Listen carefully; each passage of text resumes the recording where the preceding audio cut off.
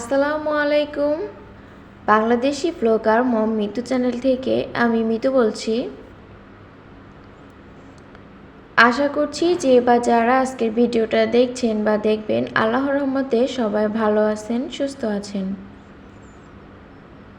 আলহামদুলিল্লাহ আমরা সবাই ভালো আছি। নতুন দিনে নতুন আরও একটা ব্লগ ভিডিও দেখার জন্য সবাইকে আমার চ্যানেলে ওয়েলকাম জানাচ্ছি।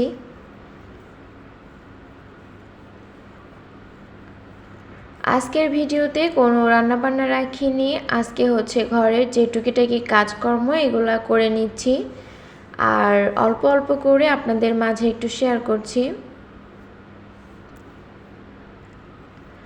প্রথমে বলে রাখি, ভিডিওটা যারা অন করেছেন যদি লাইক দিতে ভুলে যান তো একটা লাইক দিয়ে পুরো ভিডিওটা কন্টিনিউ করবেন।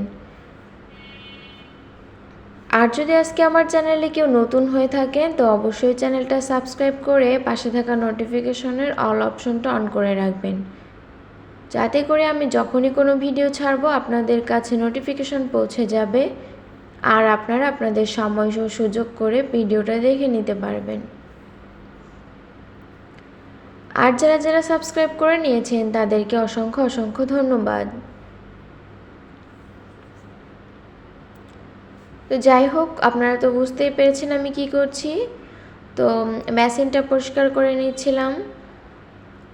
প্রথমে হচ্ছে পাউডার দিয়ে পুরো বেসিনটা ধুয়ে নিলাম, আর সাইডের যে অংশগুলো আছে এটা হচ্ছে কাপড় দিয়ে মুছে নিয়েছি। আর উপরের যে আয়নাটা আছে এটাও আমি হচ্ছে কাপড় দিয়ে হালকা করে মুছে নিয়েছি। আর আজকে একটু কাজকর্ম করছি বেশি করে, তো সব কিছু আপনাদের মাঝে শেয়ার করতে পারিনি, অল্প কিছু শেয়ার করেছি।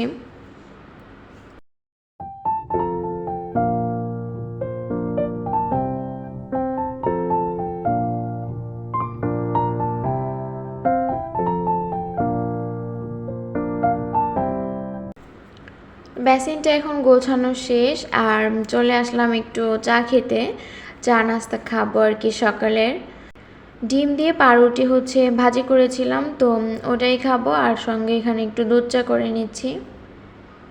এই যে আমার মেয়ের জন্য এখানে রেডি করে রেখেছি, ও উঠলে ওকেও খাইয়ে দিব। তারপরে এই যে চলে আসলাম, এখন একটু টেবিলটা গুছিয়ে নিব। বেশ এলোমেলো হয়ে আছে, অগোছালো হয়ে আছে। আর যেদিন দেখা যায় বৃষ্টি নামে, বৃষ্টির সময় কিন্তু ধুলাটা একটু কমই ভিতরে আসে। আবার দেখা যায় যখন রোদ বেশি থাকে তখন একটু ধুলাবালি বেশি আসে।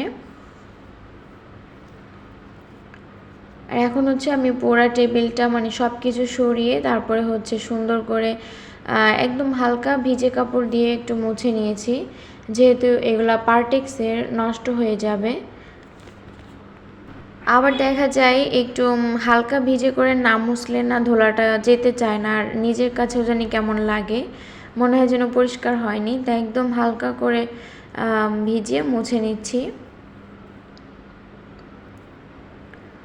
সব জিনিসপত্র এখন নামিয়ে নিয়েছি আর টেবিলটা পুরো টেবিল একদম মুছে নিয়েছি। তারপরে হচ্ছে এই যে এখন যে জায়গায় যেটা ছিল সেগুলো এখন রেখে দিচ্ছি। একটা সংসারে কিন্তু শুধু রান্নাবান্নাই থাকে না, রান্নাবান্না ছাড়া অনেক অনেক কাজ থাকে। কারোর বাসায় হয়তো বা কম, কারোর বাসায় একটু বেশি কাজ থাকে, তবে কাজ কিন্তু থাকে। দেখা যায় যাদের সংসারটা বড়, ফ্যামিলিটা বড়, তাদের কাজটা একটু বেশি থাকে আর অনেকটা বেশি কষ্ট হয়। আর যাদের একটু ছোট তাদের কাজটা করতেই হয়, তবে অল্প পরিমাণ বা একটু কম। আর দেখুন আমি হচ্ছে এখানে টেবিলটা পরিষ্কার করছিলাম, দেখলাম যে বৃষ্টি হচ্ছে। তো এখনকার ওয়েদারটা এরকমই, এই হঠাৎ করে রোদ ওঠে আবার হঠাৎ করে একদম মেঘ চলে আসে। তো সব মিলিয়ে না বাচ্চা বড়রা সবাই আর কি একটু অসুস্থ মানে হয়ে যাচ্ছে এত গরম ঠান্ডার মধ্যে। তারপরে হচ্ছে আমি একদম বাসার যে কোনায় কোনায় যে ঝুলগুলা ছিল তো ওইগুলোও পরিষ্কার করে নিচ্ছি। এরপরে হচ্ছে ঘরটা ঝাড়ু দিয়ে নিব। একটা সংসারে যেমন নারীর যতটুকু ত্যাগ আছে, পুরুষেরও কিন্তু অনেকটাই ত্যাগ আছে।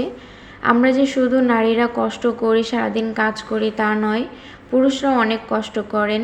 হয়তোবা তারা আমাদের মতো এরকম করেন না, তবে তাদের দিক থেকেও তাদের কষ্টটা অনেক বেশি হয়ে থাকে। একটা ছেলে ছোট বয়সে একরকম থাকে, আর যখন আস্তে আস্তে বড় হয় তার কাঁধে একটা দায়িত্ব আসে, তখন কিন্তু তার লাইফস্টাইলটাই পুরো চেঞ্জ হয়ে যায়। অনেক সময় নিজে অনেক কিছু ত্যাগ করে শুধুমাত্র ফ্যামিলিকে ভালো রাখার জন্য, আর ফ্যামিলিকে আর কি বেশি প্রায়োরিটি দিয়ে থাকে নিজের থেকেও। বেশিরভাগ পুরুষের বেলায় না এই গল্পগুলো আর কি চলে আসে। পুরুষের দিক থেকে অনেকখানি ত্যাগ করে, আবার মহিলারাও কম না।